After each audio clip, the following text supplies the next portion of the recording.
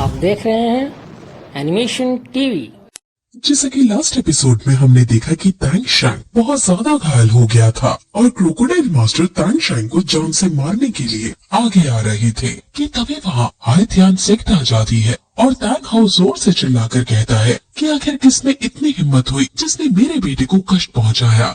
वही master क्वेंग master से लड़ रहा है और पॉइजन मास्टर उस पर स्नेक क्वीन मेड्यूसा की स्पिरिट बोन टेक्निक का यूज करता है और मेड्यूसा गेज से ऊपर हमला करते हैं, लेकिन मास्टर क्वेंग हर एक बार से अपनी तीरों की मदद से बच जाते हैं और उन पर लगातार तीर छोड़ने लगते हैं और फिर अल्टीमेटम लाइट का यूज करके उन पर अपना अटैक करते हैं। पॉइजन मास्टर भी जेड स्नेक गॉड लाइट का यूज करते हैं और दोनों का लाइट अटैक एक दूसरे से टकराता है और इसी बीच मास्टर क्वेंग और भी कई सारे तीर छोड़ देता है और उनका अटैक पॉइजन मास्टर के ऊपर भारी पड़ रहा है और पॉइजन मास्टर हार जाते हैं और मास्टर क्वेंग जल्दी से आगे निकल जाते हैं और एम्परर ज़ू पर हमला करने लगते हैं। एम्परर ज़ू, ग्रैंड मास्टर और मिनिस्टर वहाँ से घोड़े पर बैठकर भाग रहे हैं और मास्टर क्वेंग अपनी तीर चलाकर वहाँ पहुँच जाता है। वो अपनी फिफ्थ स्पिरिट टेक्निक जो सीधे हार्ट बीट को लॉक करती है उसका यूज करता है और इसे यूज करके आसपास के टाइम को फ्रीज कर देता है जिससे वो तीनों स्लो हो जाते हैं और साथ ही साथ वो एम्परर ज़ू के हाथ को लॉक कर देता है और एम लॉक करके वो तीर उन पर छोड़ता है। लेकिन ग्रैंड मास्टर एम्परर को बचाने के लिए खुद तीर के आगे आ जाते हैं, लेकिन वो तीर ग्रैंड मास्टर को घायल करते हुए आगे निकल जाते हैं। हालांकि वो थोड़ी डिफ्लेक्ट हो जाती है जिस वजह से एम्परर ज़ू को वो तीर नहीं लगती, लेकिन वो तीर आगे निकलकर फिर से एम्परर ज़ू के लॉक हुए हार्ट की तरफ आने लगती है। अब एम्परर ज़ू को ये तीर लगने ही वाला है और एम्परर ज़ू समझ गए हैं कि ये उनका आखिरी समय है, लेकिन तभी ऊपर आसमान से कई सारे जलते हुए हैमर गिरते हैं और वो तीरों को जलाकर भस्म कर देते हैं और एक भी तीर एम्परर तक नहीं पहुँच पाती। वहाँ इतनी सारी जलते हुए हैमर गिर रहे हैं मानो आग की शोलों की बारिश हो रही हो। मास्टर क्वेंग की हर एक तीर के साथ उनका ऑरा भी वही नष्ट हो जाता है और आसपास इतने सारे हाउथियान सेक्ट के डिसाइपल को देखकर एम्परर खुश हो जाते हैं। तभी वहाँ तैंग सियाओ आते हैं जो डिसाइपल से फॉर्मेशन क्रिएट करने को कहते हैं और हाउथियान फॉर्मेशन क्रिएट करके वो मास्टर क्वेंग से लड़ने के लिए एकदम तैयार है। मास्टर क्वेंग गुस्से में आगे बढ़ता है लेकिन उनकी फॉर्मेशन को नहीं तोड़ पाता और खुद ही उनके हैमर से टकराकर पीछे गिर जाता है। मास्टर क्वेंग पूछता है कि आखिर तुम कौन हो, जिस पर पॉइजन मास्टर समझ जाते हैं कि ये मास्टर तैंग सियाओ है और ये इनकी फेमस वॉर हैमर की सेना है।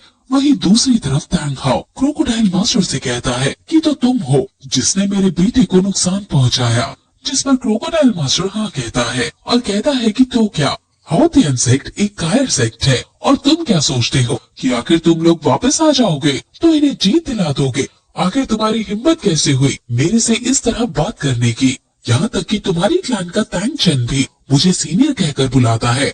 मैं किसी को भी ऐसे ही नहीं मारता, इसलिए तुम यहाँ से चले जाओ। जिस पर तैंग हाउ कहता है कि तुम्हारे मुँह से मेरे ग्रैंडपा का नाम अच्छा नहीं लगता।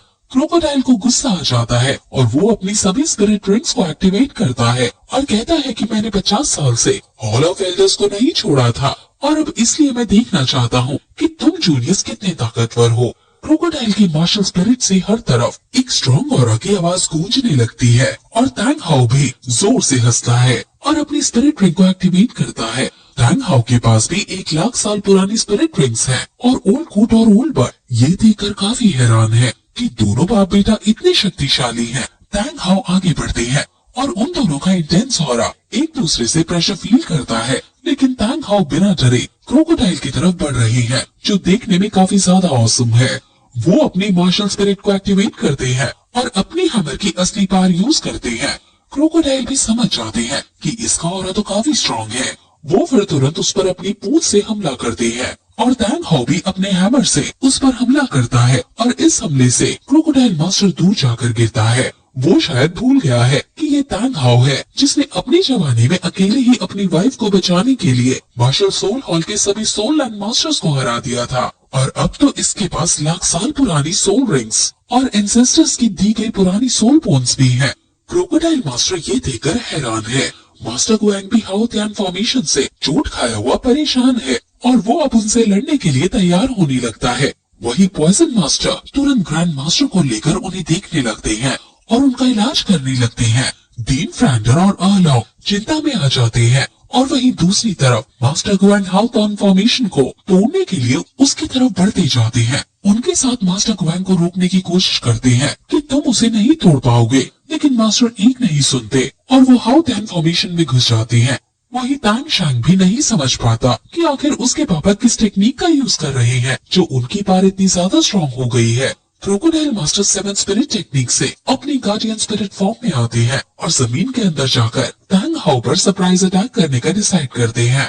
तांग हाउ जोर से अपने हैमर को जमीन में मारते हैं और वो समझ जाते हैं कि वो जमीन में कहाँ है और तुरंत उसकी लोकेशन को ट्रेस करके उसे डॉज कर देते हैं और फिर अपने हैमर को जोर से स्विंग करके उसके सर पर मारते हैं, जिससे क्रोकोडाइल की स्पिरिट फॉर्म खत्म हो जाती है और तांग हाउ खुद अपनी स्पिरिट फॉर्म में मौजूद है और वो देखने में काफी ज्यादा डरावनी लग रही है। वो फिर अपने हैमर में अपनी पावर एक्यूमुलेट करके उससे कॉम्बैट बैटल करते हैं और वो अपने हैमर का स्वाद उसे चखाने लगते हैं। वो बार बार क्रोकोडाइल स्पिरिट फॉर्म में आकर उस पर हमला जब भी करता है तो हमेशा मुंह की खाता है और वो फिर सुबेरू हैमर को एक्टिवेट करके अपने हैमर को बहुत बड़ा कर लेता है और क्रोकोडाइल के ऊपर जोर से मारता है और क्रोकोडाइल उस अटैक में फंस जाता है। क्रोकोडाइल मास्टर नीचे घायल होकर गिर जाता है और सोचने लगता है कि आखिर ये सुबेरू हैमर क्या है और आखिर ये कौन सी स्पिरिट टेक्निक है और आखिर ये इतनी स्ट्रॉन्ग कैसे हो सकती है। और फिर ये एपिसोड यही खत्म हो जाता है।